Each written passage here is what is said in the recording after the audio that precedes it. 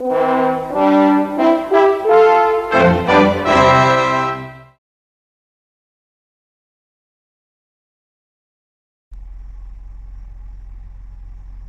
the bus that was meant to be the double-deck version of the Leyland National, but had a very nomadic and truncated production. Join me on a journey into the history of the Leyland B15 Titan.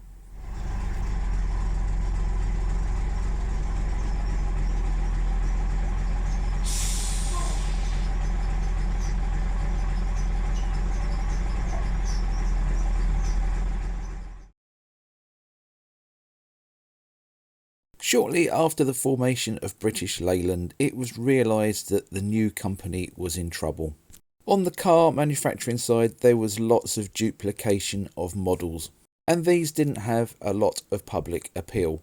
So it was up to the truck and bus division to try and raise the profits and keep the car manufacturing side of British Leyland solvent. However, this robbed the truck and bus division of the money needed to design new vehicles. And for the first 7 or 8 years of British Leyland, the Leyland National was the first new bus that was designed. And this was probably because they had reached the point of no return with the design, and the state of the car manufacturing side of the business hadn't actually been realised. Now, I'm not going to go into it in too much detail because it's worthy of a video on its own accounts. But in 1975, the government acquired a 95% share of British Leyland, and this later changed to a 99% share of British Leyland. A team headed by Lord Ryder was sent in to assess British Leyland, and amongst other things, it was decided that more money should be made available for research and design. And it was at this time that the development of the B15 project was underway. Leyland unveiled the details of the B15 project to the press in November 1975, with the completion of the first prototype. The B15 was to be an integrally built vehicle. This allowed greater freedom when it came to placing mechanical units, and also eliminated chassis rails and things like that, which meant the floor could be lowered, which in turn meant better step heights. Another major factor in the reduction of floor heights was the adoption of independent front suspension, using a combination of double wishbones, torsion bars and air bellows. The rear suspension would also be air.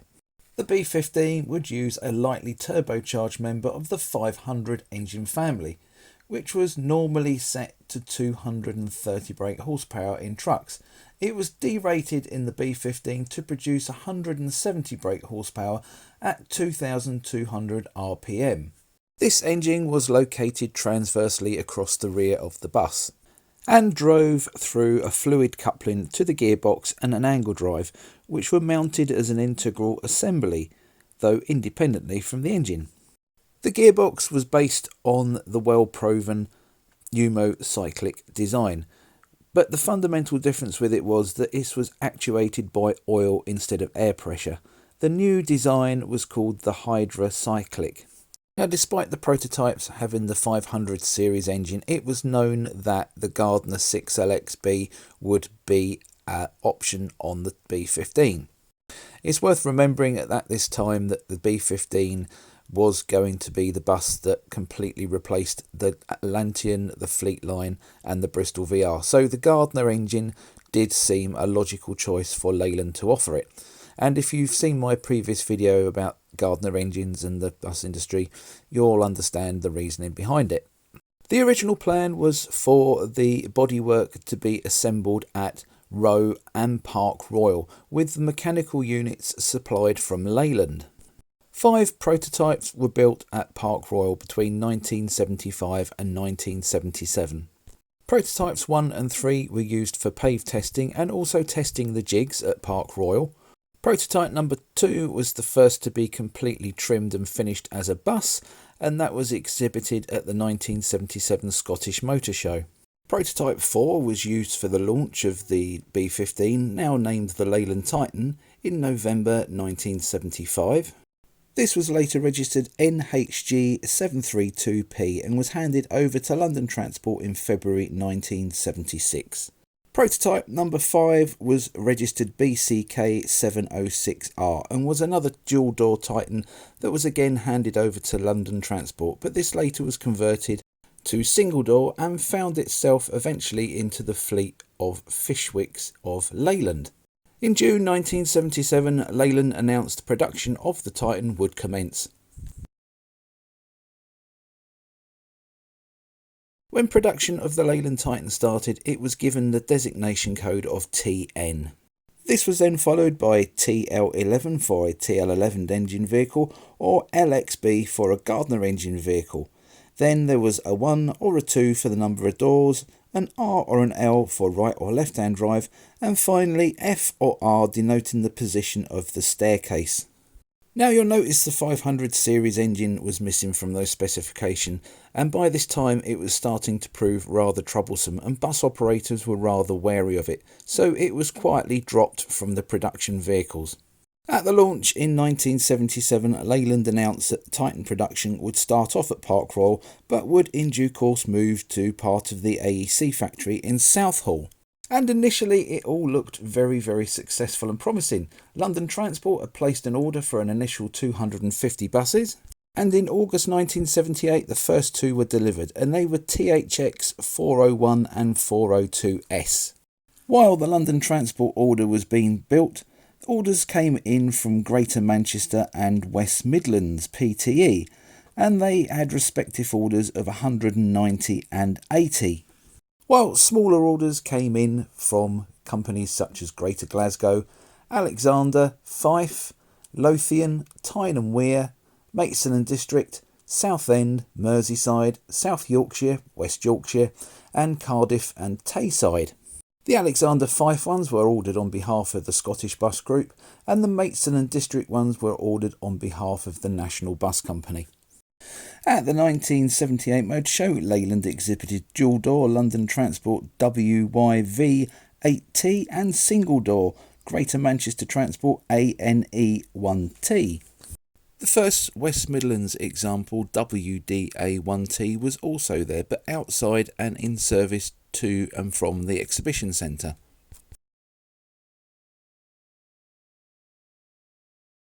Unfortunately, production at Park Royal was very slow.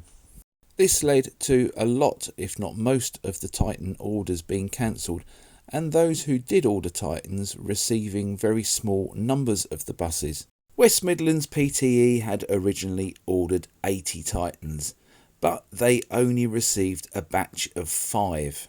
China Motorbus had ordered 2 Titans. They only received 1 of these, and the one they didn't receive was due to be a 36-foot long version of the Titan, which would have probably been quite an easy thing to build as the Titan was such a modular bus.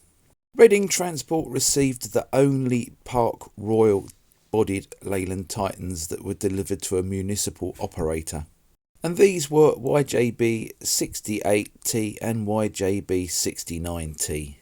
And these were largely to the London Transport specification. Another operator to receive a truncated order was Greater Manchester Transport. As I'd mentioned before, they placed an order for 190 Leyland Titans, but only received 11 Park Royal bodied examples. Now both Reading and Greater Manchester Transport went on to have later examples with Leyland bodywork, and I'll speak about those later.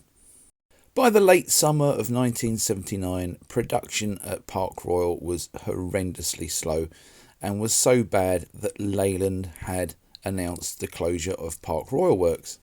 I've heard a couple of reasons on why the production at Park Royal vehicles was so bad at this time. One was the plant's close proximity to Heathrow Airport. Heathrow Airport offered a lot of technical and skilled jobs, and this was very tempting for skilled workers who lived in the area, and they drew a lot of those away from Park Royal vehicles. Now obviously Park Royal could have retained these workers had they have paid more money, more wages, but this wasn't very competitive and costs had to be kept down. Now I've also heard that the workers knew that the plant was eventually closing and morale was rock bottom, which would also make sense. Leyland were now looking for a new home for the Leyland Titan, and in late 1979 they approached Eastern Coachworks at Lowestoft. And in early 1980, London Transport T160 arrived at Lowestoft for assessment and evaluation by Eastern Coachworks. But negotiations broke down due to concerns about the pay for the craftsmen at Eastern Coachworks. Plus, on top of that, a new project, the B45, which was later to become the Leyland Olympian, was starting to appear, and Eastern Coachworks were involved heavily with this. However, it's very interesting to speculate what would have happened to Eastern Coachworks, and indeed the Leyland Titan, had the Titan been built at Lowestoft. Would it have been different? Would it have saved ECW a little bit longer? Sadly, we'll never know. I interrupt your viewing pleasure to bring you yet another advert. And again, it's a bit of self-promotion. For many years I've been helping to organise the Thanet Vintage Bus Road Run. The run was started in 2008 by a lovely guy called Mick Martin, and was initially a recreation of the old open top route around the coast of Thanet.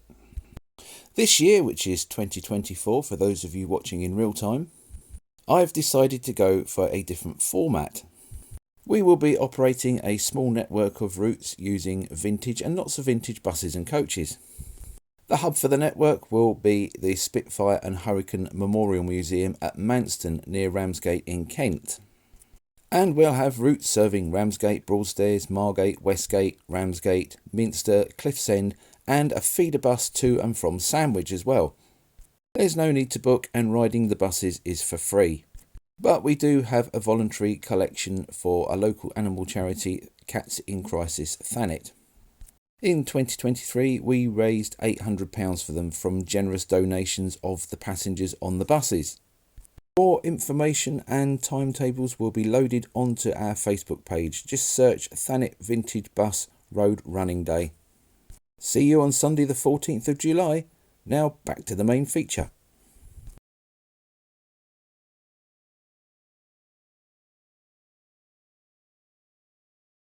Following the failure for ECW to take on the production of the Leyland Titan, it was announced by Leyland in April 1980 that production would be switched to a purpose-built £4 million factory in Workington, in Cumbria. And this was to be built alongside the existing Leyland National Plant.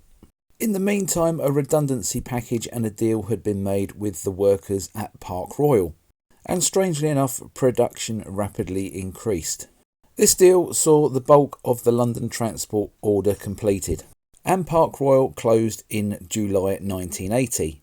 A vacant factory was leased by Leyland in Cumbria to store the jigs and parts to build the Leyland Titan when they were moved from Park Royal.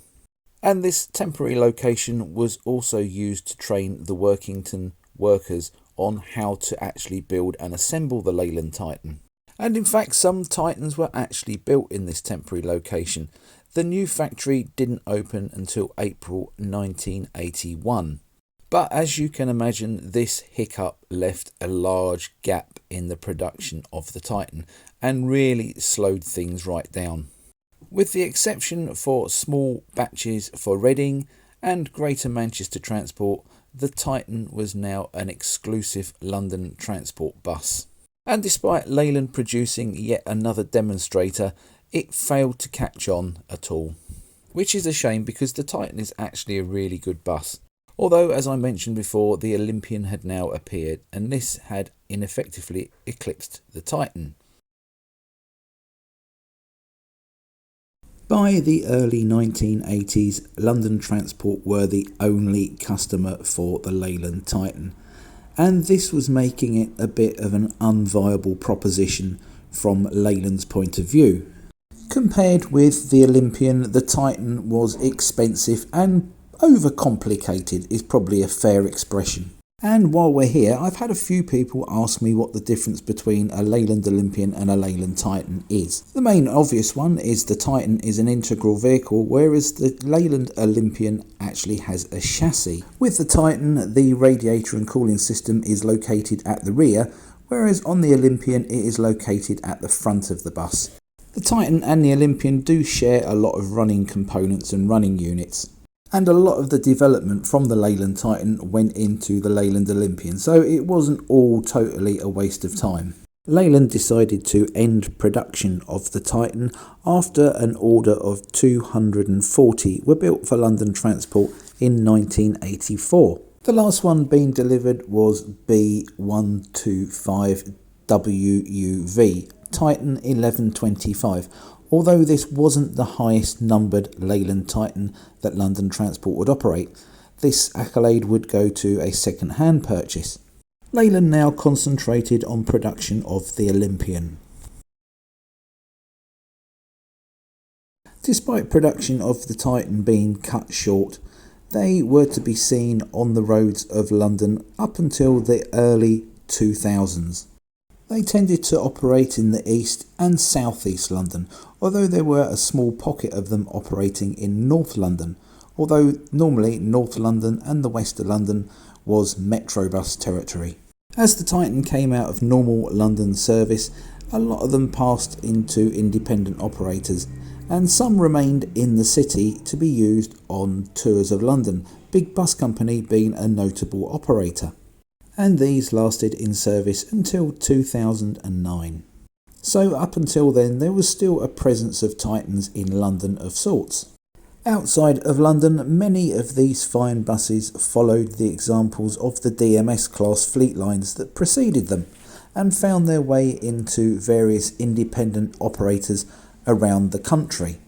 Companies such as Stagecoach also cascaded their Leyland Titans out of London to subsidiary companies, meaning they could now be seen from Devon to Kent and from Sussex all the way up to Scotland. In addition to the large fleets that Stagecoach operated, they were also run by companies such as Oxford and Nottingham City Transport. Down in Kent, a company called New Venture was to become very widely associated with the Leyland Titan, having some of the last ones in service anywhere in the country. These finally coming out of service around 2016. Former London Titans were also to become a very prominent part of the landscape in Merseyside, with MTL buying them to replace life-expired Leyland Atlanteans. Although initially these entered service in London Transport Red, many of them were extensively overhauled and later converted to single door and retrimmed in MTL moquette. In total, around 400 former London Titans found a home in Merseyside, not only running with Merseyside Transport but also with its subsidiaries. Despite all this, the majority of Leyland Titans eventually found their way into the scrapyard, and there are still a few Leyland Titans lurking around at the back of various scrapyards in the Yorkshire area, which have been pretty much picked clean by various preservationists over the years. Now, I have been told that the scrap dealers absolutely hated taking these things apart because they were so well built. Happily though, many Titans have found a home in preservation. And indeed, here are the two that I'm involved with. On the left, in the grey, is 1080. Despite the registration number, it's trying to masquerade as another bus, ignore that. And on the right, in the red, is 553. They're certainly not pretty, and they're certainly not the gleaming, shining examples that I would like, but they are safe and they are very much loved. Despite that, there are some absolutely stunning and very well restored Leyland Titans around in preservation today, and they make appearances at shows where they always seem to be very, very popular and sought after buses. So if you've never travelled on a Leyland Titan, I would highly recommend next time you're at a running day or a bus rally, finding your way to seeing if you can get a little ride round on one, because they are really, really lovely buses. I hope you've enjoyed this Misha black trimmed version of Bus Histories. If you have, please like and share this video, and don't forget to subscribe to my channel, as this not only encourages me to produce more videos, it also lets you know when I have released further videos in this series. Thanks very much for watching. Goodbye.